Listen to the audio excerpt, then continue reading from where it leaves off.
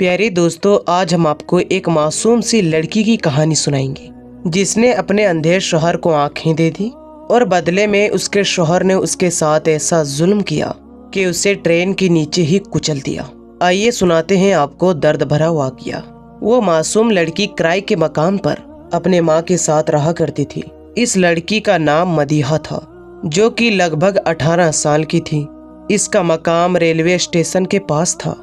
दोस्तों, मदीहा आए रोज मुसाफिरों की मदद किया करती थी। वो रात देर तक अपने कच्चे मकान की दहलीज पर मुसाफिरों की राह देखती कि अभी कोई भटका हुआ मुसाफिर उसे मिल जाए और वो उसकी मदद करे। उसकी माँ उसे काफी कोसती थी कि बेटा बस भी करो, रात के 3 बज गए हैं और अभी तक तुम यहाँ बैठी हो। और वो अपनी माँ को खामोश कर देती कि माँ, अगर मैं ये काम करूँगी तो क्या पता खुदा इसी के सहारे मुझ पर मेहरबान हो जाए। मदीहा की पुरुमीद सोच को देखकर उसकी माँ ठंडी आह भरती ना थकती और यही कहती, मदीहा झूठी उम्मीदें छोड़ दो, खुदा ने मदद करनी होती तो कब का कर चुका होता। यूं हम इस कच्चे मकान में किराए पर ना रह रहे होते। पर मदीहा की आंखों में अभी भी उम्मीद की किरण थी। वो आई रोज अपनी अब्बा की तस्वीर को देखती और उस धूल को अपने पल्लू से साफ करती और अपनी माँ को हौसला देती कि अम्मा देखना, अब्बा जरूर रिहा हो जाएंगे। उसकी माँ कोई जवाब नहीं देती, क्योंकि मदीहा की बात ही ऐसी थी जैसे भूखे बच्चे को खाने की लालच दे रही हो। दिन ऐसे ही गुजरते जा रहे थे, लेकिन मदीहा की उम्मीदों में कोई भी कमी नहीं आई। उसका रोज का मामूल था, पर उस रोज तेज बारिश हो रही थी। मुसाफिर रवां दवां थे। मदीहा हर मुसाफिर को देख रही थी, जब अचानक मदीहा की नजर एक भटके हुए मुसाफिर पर पड़ी, जो ठोकर लगने की वजह से गिर चुका था। इसने जैसे ही देखा तो वो अगली पल भागती हुई वहां पर चली गई। इसने मुसाफिर को सहारा दिया और खड़ा किया। मुसाफिर ने इसका शुक्रिया अदा किया और उससे इल्तिजा करने लगा कि ए मेहरबान लड़की, तुम मुझे आज रात के लिए रहने को दे दो। ये तूफानी बारिश मुझे मेरी मंजिल तक नहीं पहुंचने देगी और मैं तुम्हारी मदद का मोहताज हूँ। मदीहा को उस पर बड़ा रहम आ गया। वो उसे सहारा देकर अपने घर ले आई। जब अम्मा ने मदीहा को उस शख्स के साथ देखा तो उनके चेहरे का रंग उड़ गया। मदीहा ने इस शख्स को मेहमान खाने में बिठाया और अम्मा से कहने लगी, अम्मा, बेचारा नभीना है, लोग इसे ठोकर मारकर इसके ऊपर से गुजर रहे थे। मुझे इस पर तरस आ गया, मैंने इसे सहारा दे दिया। ये इस तूफानी बारिश में कहाँ जाएगा, इसे तो नजर भी नहीं आता। अम्मा कहने लगी, वो बात तो ठीक है, पर ऐसे ही लोग कब सांप बनकर डस ले पता ही नहीं चलता। मदीहा कहने लगी, उफ अल्लाह, अम्मा कितनी सोचती हो, आप अल्लाह पर यकीन रखो। इसके बाद मदीहा इस नभीने शख्स के लिए पानी लेकर आई। उसे अपने हाथों से पानी पिलाया। वो शख्स दिखने में 25 साल का था, काफी खूबसूरत था। एक लम्हे सोच में मदीहा पड़ गई कि काश ये देख सकता था तो कितना अच्छा होता। फिर इसने होश में आकर अपनी सोच झटक दी। वो उस शख्स से सवाल करने लगी कि देखो, तुम कहाँ से आए हो, तुम कौन हो। जब वो शख्स कहने लगा कि मैं भटका हुआ मुसाफिर हूँ, मुझे अपनी मंजिल हासिल करनी है और मैं अपने मंजिल पर ही आया हूँ। इसकी ऐसी बात को सुनकर मदीहा तो एक पल के लिए हैरान ही रह गई। अब उसको भी ये शख्स मसरूक लग रहा था। जब अगले ही पल इस शख्स ने बात संभाली और जवाब दिया कि फिक्र ना करो, कल सुबह का सूरज निकलते ही मैं यहाँ से अपने मंजिल की तरफ चल दूंगा। मैंने तो तुम माँ बेटी की जिंदगी में आकर मुदाखिल ही कर दी, इसलिए मैं माफी चाहता हूँ। तो मदीहा कहने लगी कि ऐसी बात नहीं है, मैं तो रोज ही इस कच्चे दहलीज के घर पर भटके हुए मुसाफिर की इंतजार करती हूँ कि कब कोई मुसाफिर मेरे पास आए और मैं उसकी मदद करूँ। शायद इसी सहारे मेरे अब्बा रिहा हो जाए। वो अपने ही सोच में गुम ऐसी बात बोल गई कि बाद में उसे पछताना पड़ा। पर वो शख्स कहने लगा, तुम्हारे अब्बा को क्या हुआ है। मदीहा ठंडी आह भरी और ना रह सकी और उसने अनजाने शख्स को सब कुछ बताया और फौरन बाहर आ गई और उस शख्स के लिए सूप बना कर लाई। मदीहा ने उससे पूछा कि बताओ तुम्हारा नाम क्या है। जवाब में वो बताने लगा, मेरा नाम रेहान है, मैं पास के गांव में रहता हूँ, लेकिन यहाँ पर मैं मजदूरी करता हूँ। काफी मुश्किल जिंदगी बसर कर रहा हूँ। मेरा आगे पीछे कोई नहीं है। मैं नबीना हूँ, پر میں پھر بھی ناشکری نہیں کرتا۔ ایسا لگتا ہے کہ شاید اسی میں ہی اللہ کی کوئی مصلحت ہو۔ میں نے ہمت نہیں ہاری اور نوکری مزدوری پر لگ گیا۔ اسی گاؤں میں نوکری کرتا ہوں، لیکن مجھے روز ہی دوسرے گاؤں میں جانا پڑتا ہے کیونکہ میری رہائش وہاں پر ہے۔ لیکن آج جیسے ہی طوفانی بارش ہوئی تو میں راستہ ہی بھٹک گیا تھا۔ پہلے بھی بہت مشکل سے اپنے منزل پر جاتا تھا۔ مدیحہ کو ریحان پر کافی ترس آیا، تبھی کہنے لگی جتنا چاہو تم یہاں رہ سکتی ہو، تم یہاں آتے جاتے رہا کرو۔ یوں مدیحہ اور ریحان کی کافی دوستی ہو گئی۔ اس کی اماں کو یہ بات بالکل پسند نہ آئی، پر مدیحہ اپنے دل کے ہاتھوں میں مجبور تھی۔ وہ لوگوں کو پرکھنے میں غلطی کر دیتی تھی، اور اب یہ بھی اس کی بہت بڑی غلطی تھی۔ جب باتوں میں اس نے ریحان سے پوچھ لیا تھا کہ کیا تم شادی شدہ ہو، تو وہ کہنے لگا نہیں، مجھ نبینہ کو کون سہارا دے گا اور کون مجھ سے شادی کرے گا۔ مدیحہ کو تو اور بھی ترس آیا جب ایک روز اس نے اپنی ماں سے اپنی دل کی بات کہہ دی۔ اس کی ماں نے جیسے ہی مدیحہ کی یہ خواہش سنی تو تڑپ کر رہ گئی اور کہنے لگی خبردار، جو تم نے ایسی حرکت کی، تمہارے ابا نے آ کر سنا تو وہ کیا کہیں گے کہ تم نے ان کے خاطر ایسے ازمائشوں کو اپنے گلے میں ڈال لیا۔ پر مدیحہ ٹس سے مس نہ ہوئی اور یوں اس نے جذبات میں آ کر ریحان سے شادی کا اظہار کر دیا۔ ریحان نے جیسے ہی سنا تو چونک گیا اور کہنے لگا تم ہوش میں تو ہو؟ میں تم سے شادی کیسے کر سکتا ہوں، اور تم کیوں اپنی زندگی برباد کر رہی ہو؟ تمہیں تو لڑکوں کی کوئی کمی نہیں، کسی اور بھٹکے مسافر کو تم اپنے گھر بلا لینا اور پھر یوں اس سے شادی کی پیشکش کر لینا۔ تم مجھ سے کیوں شادی کرنا چاہتی ہو؟ جواب میں مدیحہ کہنے لگی اس سے پیچھے ایک راز ہے، میں یہ اللہ کی خوشی کے لیے کر رہی ہوں، اللہ مجھ سے راضی ہو جائے۔ یوں ریحان بھی راضی ہو گیا اور اس طرح مدیحہ نے اس سے شادی کر لی۔ ریحان مدیحہ کے ساتھ ہی رہتا تھا۔ مدیحہ اب اپنے شوہر کا کافی خیال رکھتی تھی، لیکن ریحان ہمیشہ ایک ہی شکوہ کرتا تھا کہ کاش میری بینائی ہوتی تو میں نبینہ نہ ہوتا، تو اپنی خوبصورت بیوی کو دیکھتا اور اس کی خوبصورتی پر ناز کرتا۔ اس بات پر مدیحہ کا دل کافی رویا۔ ایک روز اس نے بہت بڑا فیصلہ کر لیا اور وہ جانتی تھی کہ اس کی اماں اس کے فیصلے کے خلاف ہے، تب بھی وہ اپنے اماں کو بنا بتائے اس نے ریحان کو ایک چھوٹے سے اسپتال میں لے گئی اور ریحان سے کہنے لگی کہ آج میں آپ کو زندگی کا بہت بڑا تحفہ دوں گی۔ ریحان گھبرا کر اس سے کہنے لگا، اور پھر کچھ ہی دیر کے بعد میں اسے اپنے سارے سوالوں کے جواب مل گئے۔ جب اس کی آنکھ کی روشنی آ گئی تو اس نے جیسے ہی سامنے دیکھا تو وہ حیران رہ گیا۔ اس نے کبھی نہیں سوچا تھا کہ اس کی بیوی اتنی بڑی قربانی دے گی۔ مدیحہ نے اپنی آنکھیں اپنے شوہر کو دے دی تھی۔ ریحان جان گیا تھا کہ مدیحہ نے پیار کی بہت بڑی مثال قائم کر دی ہے۔ پھر وہ مدیحہ کو سہارا لے کر اس کی اماں کے پاس لے کر گیا۔ جیسے ہی ریحان نے مدیحہ کی اماں کو دیکھا تو ریحان کی روح ہی فنا ہو گئی۔ ایک دم اس کا چہرہ غصے سے بھرا ہوا تھا، لیکن اس نے اپنے آپ کو قابو میں رکھا۔ مدیحہ کی اماں جان بول رہی تھی کہ مدیحہ، تم نے کتنی بڑی بے وقوفی کر دی ہے، پر مدیحہ مسکرا کر کہنے لگی کہ میرا شوہر مجھے دیکھے گا، اس سے بڑی بات میرے لیے کچھ بھی نہیں۔ پر اگلے ہی پل ریحان بالکل ہی بدل گیا تھا۔ اس کا رویہ مدیحہ کے ساتھ ایسا تھا جیسے مدیحہ اس کی دشمن ہو۔ مدیحہ اس کا اتنا خیال رکھتی تھی، لیکن جب اب مدیحہ نے اپنی آنکھیں اس کو دے دی تو ریحان نے اس سے سارے رشتے ہٹا لیے۔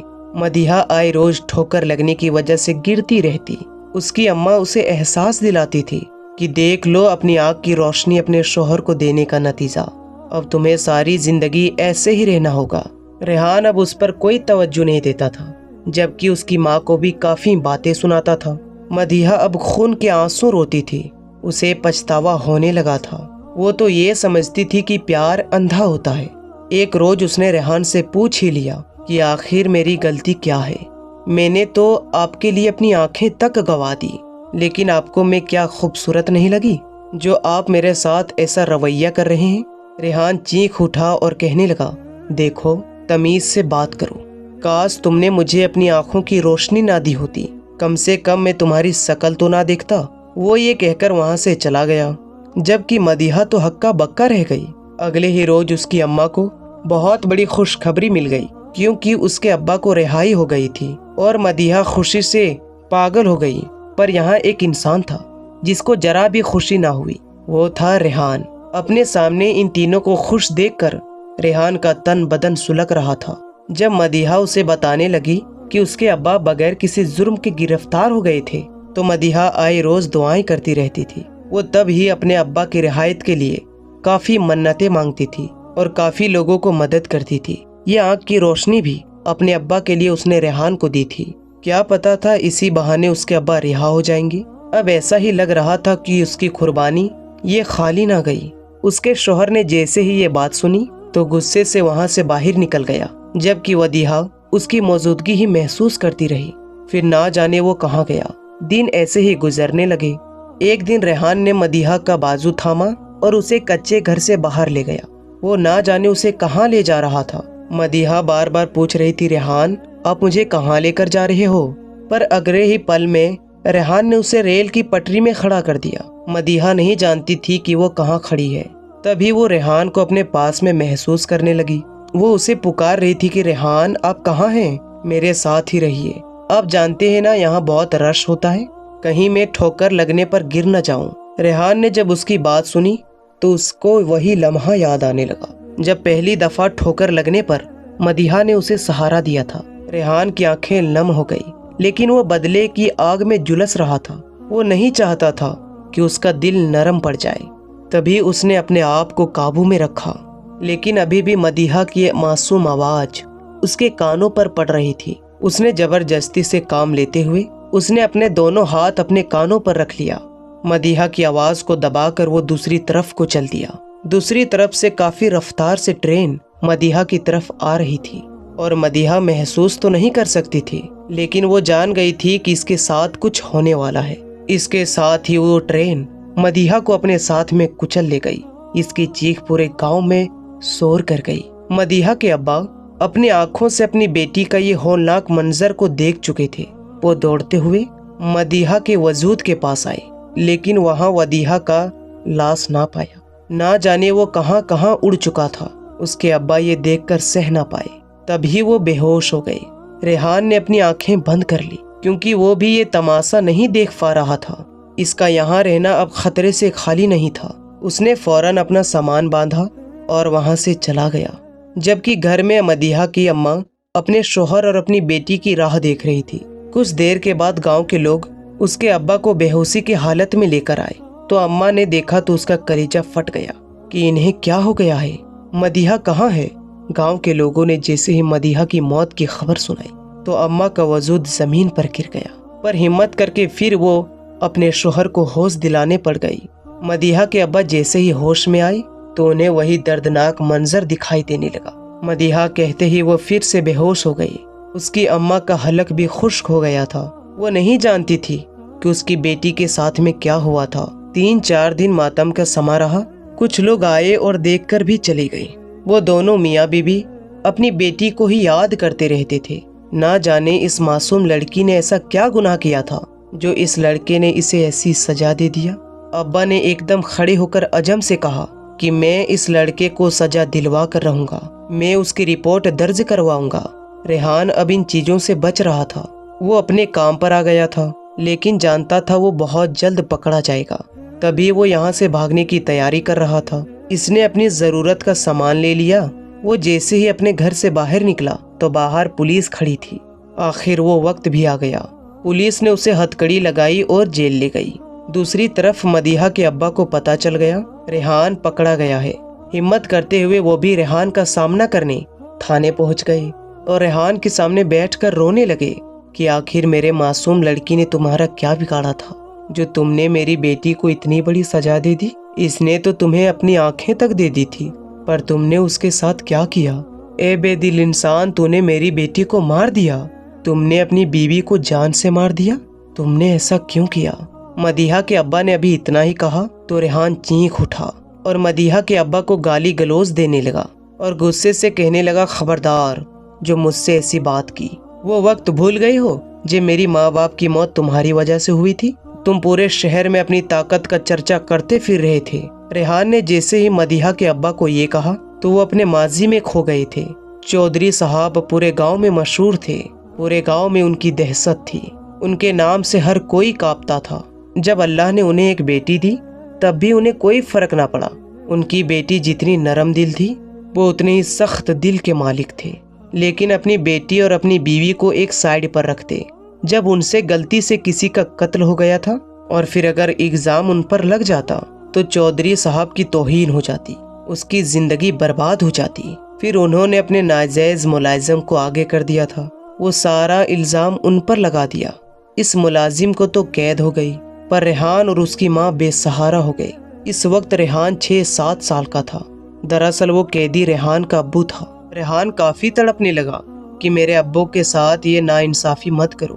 اس نے چودھری سجاد کے پاؤں پکڑ لیے، لیکن چودھری صاحب کو اس پر رحم نہ آیا۔ یوں ہی جیل میں بے گناہ تڑپتے ہوئے ریحان کے ابو کا انتقال ہو گیا۔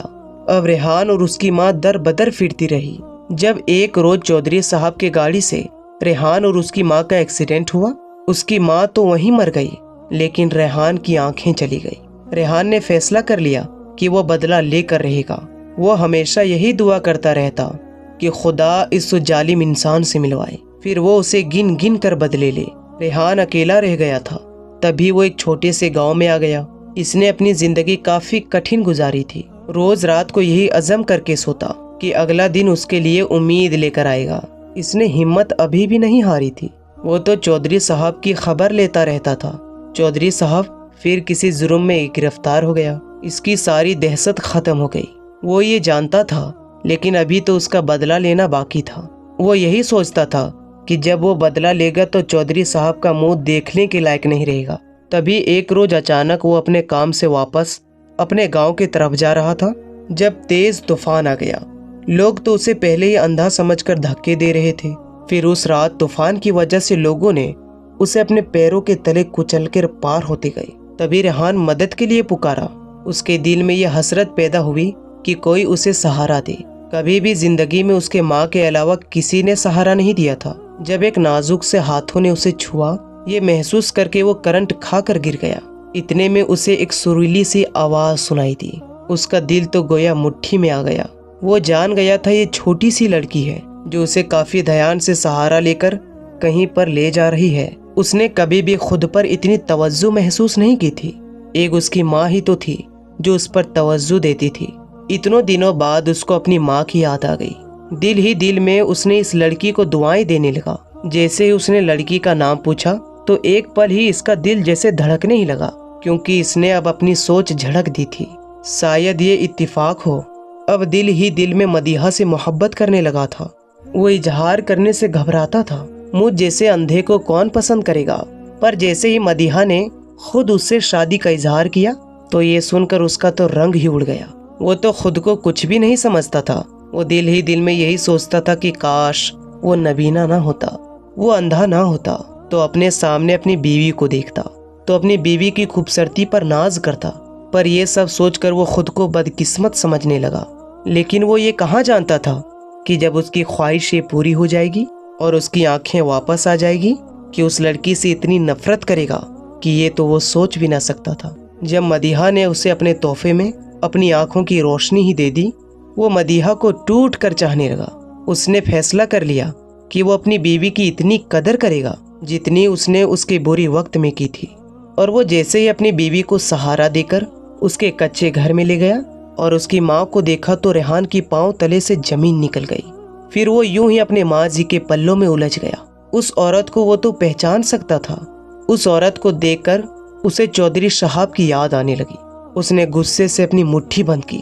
اب تو اسے مدیحہ سے نفرت ہونے لگا تھا۔ وہ اتنا بیوقوف نہیں تھا کہ وہ اپنے اس لڑکی کے خاطر اپنی اماں ابو کے ساتھ جو ہوا ہے وہ بھول جائے۔ اب اسے آئے روز بدلہ لینے کی طلب لگی رہتی تھی۔ تبھی اس نے بدلے کی آگ میں مدیحہ کو جان سے ہی مار دیا اور یوں اس نے چودھری صاحب سے بدلہ لیا۔ چودھری صاحب نے سامنے کھڑے ریحان کو دیکھا تو اسے بھی سب کچھ یاد آ گیا۔